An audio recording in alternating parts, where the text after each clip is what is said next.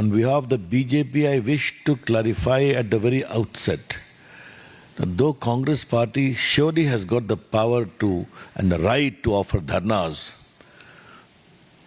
but it does not extend to misappropriating public property given by the government to National Herald.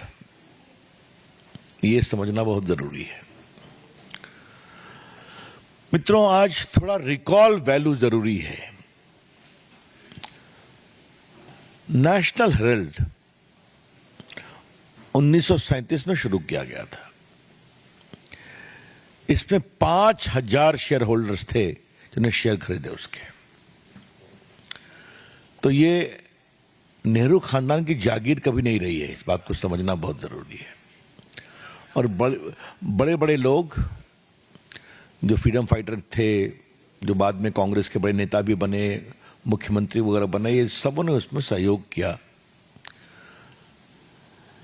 2008 में national Herald का publication बंद हो गया क्योंकि वो चल नहीं पाया। उसके बाद कांग्रेस पार्टी ने नेशनल हेराल्ड को 90 करोड़ रुपया दिया था, एसोसिएटेड जर्नल लिमिटेड जो इसको पब्लिश करते थे। ये जानना जरूरी है कि कांग्रेस पार्टी एक पॉलिटिकल पार्टी है। पॉलिटिकल पार्टी को कई एग्जम्पशंस हैं, आपको मालूम है।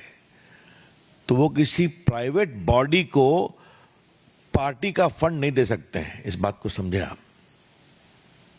That is purely prohibited.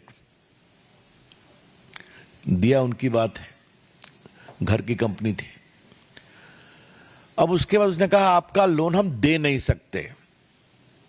तो दे नहीं सकते तो एक बड़े इंटरेस्टिंग तरीके से एक कॉरपोरेट षड्यंत्र किया गया, कैसे ये पूरी संपत्ति आ जाए परिवार के हाथ में। तो जो एक कंपनी बनाई गई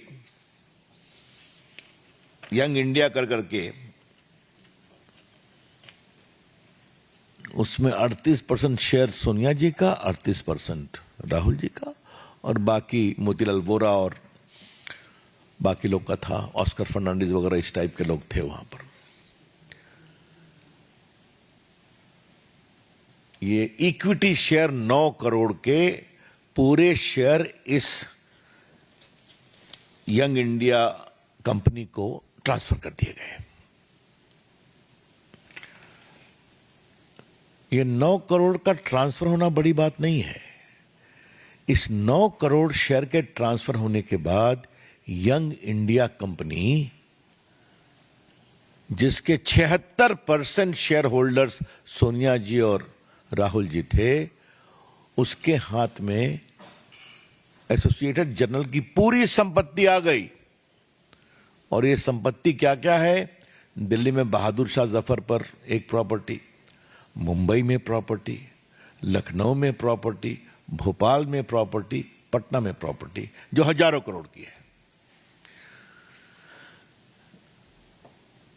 ये कहा गया कि यंग इंडिया लिमिटेड वो नॉन प्रॉफिट ऑर्गेनाइजेशन था, चैरिटेबल पर्पस के लिए।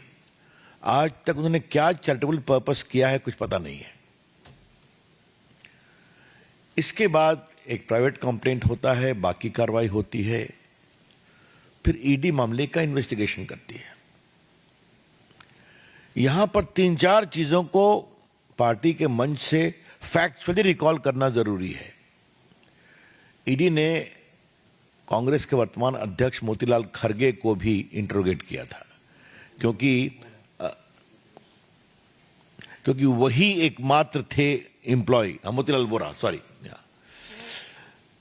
तो ये इस बात को समझना चाहिए कि वही एक एम्प्लॉय थे, अब तो नहीं रहे। Thank you Sanjay. उसके बाद पवन बंसल थे, उनको इंटरोगेट किया।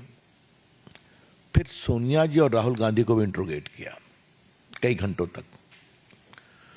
स्वाभाविक कोई जवाब नहीं था। और ये जो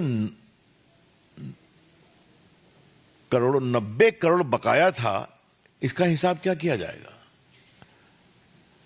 तो 50 लाख रुपया दे दिया गया स्टेट जर्नल को और सारा लोन राइट ऑफ हो गया नेशनल हेराल्ड को प्रकाशित करने वाली कंपनी का। एक बात है, कॉमर्स में इस परिवार का जवाब नहीं है। 50 लाख में 90 करोड़ की संपत्ति प्राप्त कर लेना, 90 करोड़ राइट ऑफ कर देना और हजारों करोड़ की संपत्ति का मालिकाना हक प्राप्त कर लेना। और दूसरे एक सदस्य जो मेंबर हैं 3 करोड़ में जमीन खरीदते हैं हरियाणा में और कमर्शियल यूज हो जाता है और 58 करोड़ रुपए में बेच देते हैं। तो ये तो इस देश को सीखना चाहिए कि ये जो गांधी मॉडल ऑफ डेवलपमेंट है, इसलिए मैं इसको गांधी मॉडल ऑफ डेवलपमेंट कह रहा हूं, गांधी जी नहीं, Gandhi model of development. Be very clear about it. क्या सवाल पूछते हैं ये लोग, परिवार के लोग? भ्रष्टाचार का इनका पूरा आचरण, शेयर की हेराफेरी करो, संपत्ति बनाओ, और ये सारी संपत्ति सरकार के द्वारा दी हुई थी। क्या भोपाल, क्या पटना, क्या लखनऊ। फिर उसके बाद ईडी ने मामले को टेकअप किया और मामले को टेकअप करके उन्होंने पूरे मनी लॉन्ड्रिंग एक्ट बाकी प्रोविजन के अनुसार सब कुछ समझा और उन्होंने अपनी रिपोर्ट फाइल की सेक्शन 8 में बिफोर द कोर्ट। ये जो प्राइवेट कंप्लेंट बोलते हैं या कंप्लेंट बोलते हैं, that is as good as a charge sheet, क्योंकि बाकी जो क्रिमिनल लॉ में कंप्लेंट होता है तो उसमें वो इन्वेस्टिगेशन होता है, इसमें वो इन्वेस्टिगेशन करके ही फाइल करते हैं।